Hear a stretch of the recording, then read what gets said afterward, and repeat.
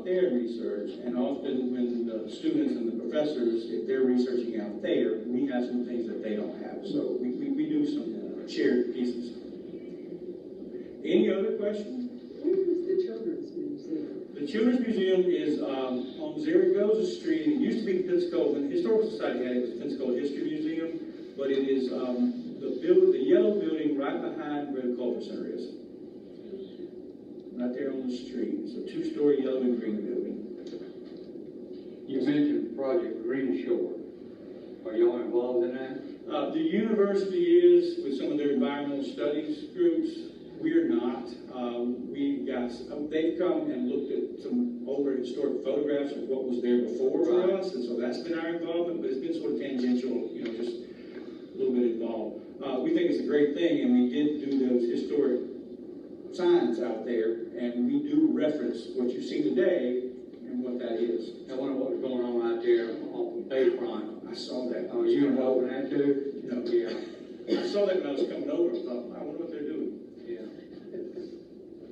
Yes, ma'am. You mentioned you have archives on the second floor on Government Street. Yes, ma'am. 117 Government. Is that available to students, to like high school or middle schoolers come and do research? Yes, ma'am. It's available to the public, anybody. If you're a student, we do have a little research fee, and basically you buy a ticket. When we sell our tickets good for a week, and so you buy a ticket, you get into all the museums, which includes the archives. But for students, there is no charge. We're about to open it up more, but when COVID hit, we do a lot of online research, but we've limited in-person research to Tuesdays and Thursdays only. Our fiscal year begins July 1st, so we're looking at July 1, going back to our Tuesday through Saturday days for that. But yeah, Tuesdays and Thursdays you can come and research. Do you have to make it arrangements or? It helps. If you do, and you can go, I'll give you my card, but the email address is HP, Historic Pensacola, hparchives.org, and you send hparchives@uwf.org, .edu. And if you send that, they can set you up an appointment. What they typically do is ask you if there a subject that you're looking for, and they can go ahead and kind of pull some of those items rather than just having to come in cold. Okay, great, thanks. But we're happy to do those. I think there was a Miss Mary. Yes, I have a request since we have the head honcho. Oh, no. In the last several years, the request for support from your organization has been very pretty and psychedelic and dark. And it's very hard for someone like myself with macular degeneration to figure out exactly what I'm giving and where it goes and everything else. And I wonder somehow if that could be lightened up for people, because I'm one of many. I go to the office, everybody's getting shots in their eyes, and I'm sure they're supporters of your organization. I will tell you that you're not the first person who's pointed that out to me, and we are working on that. One of the things that we're going to be rolling out is not that specifically, but the material from this is we do a membership, much like you guys. People pay a fee, and they get a member, they get our newsletter, they get free admission to the museums. We have had separate memberships. The Art Museum, we had to do a membership to the Art Museum, we had to do a membership to the History Museum. We're going to be rolling out in the next couple months it's all going to be one unified membership. So because we're doing that, you do the membership and then you select where you primarily want your information from, or you can do all three. And we have Arcadia, Art Museum, and the History Museum, same prices that we're going to be doing.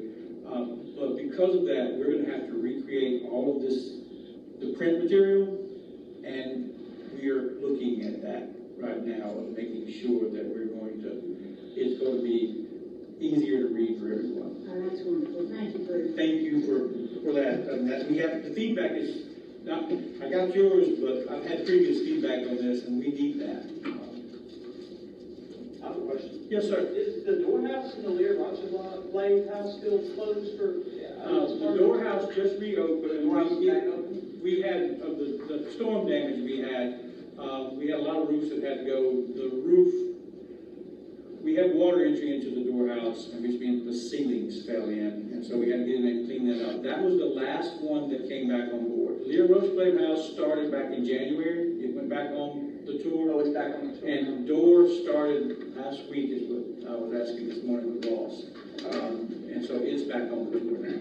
Okay. Yeah, no, I took a tour back in October. I usually do it about maybe once or twice a year, and then it was out the last time. It has, and we had some pretty major damage there. Then we had, like everybody else, issues getting workers and issues getting material. So, and those wood-shaped shingles that needed replacing on the door house were extra hard to get. Well, thank you all for the opportunity. I know I went well beyond my 5 minutes you said I could have. And I'd love to see you all come down. I'm going to leave some cards up here. I will, if you want. Thank you so much. I'm going to pull some of my cards out and leave them up here. If any of you want to shoot me a message or you want to set the thing up to do it, if you're going to come downtown, I'd be happy to meet you and invite you to I the want to pass museum. the information on to my grandchildren, if they should need it. What, I don't know they have any. They school age grandchildren?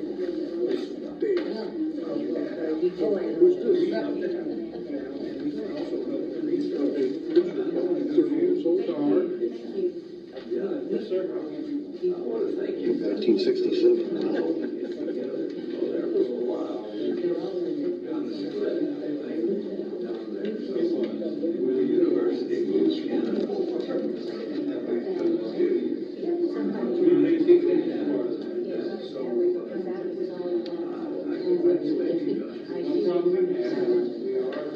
Hey, Barbie.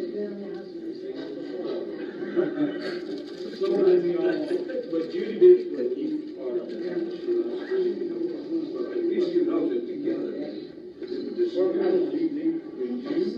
I've got another meeting I'm gonna run to. Thank you all. Thank you. Thank you, thank you. Thank you for the cookies. Oh, you're welcome. Let's give them another round of applause. Yay! Thank you so much.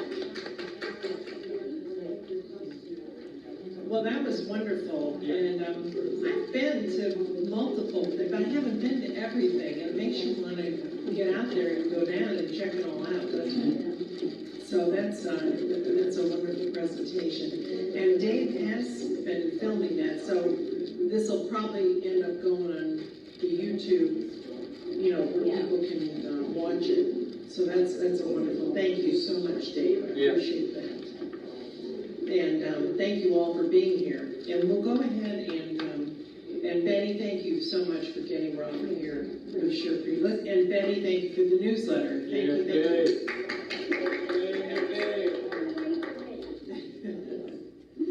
Betty is a treasurer, so we are really thrilled to have her. An old treasure. That's all right. You're doing great with the program. Yeah. Huh? You're doing great with our program. Yeah. Everybody be kind of thinking, sometimes you'll read a magazine or you'll visit someplace else or you just, if you get an idea, if you see something, don't be afraid to pass it on to me or to Betty, because we're going to be looking for the programs for next year. And we want to try to have programs that are going to draw people in and educate I them. wish everyone would draw them in like a UFO. I know.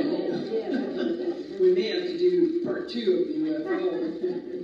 Well, actually, we could, I don't know if we could do it consecutively, but he has found all of his materials now.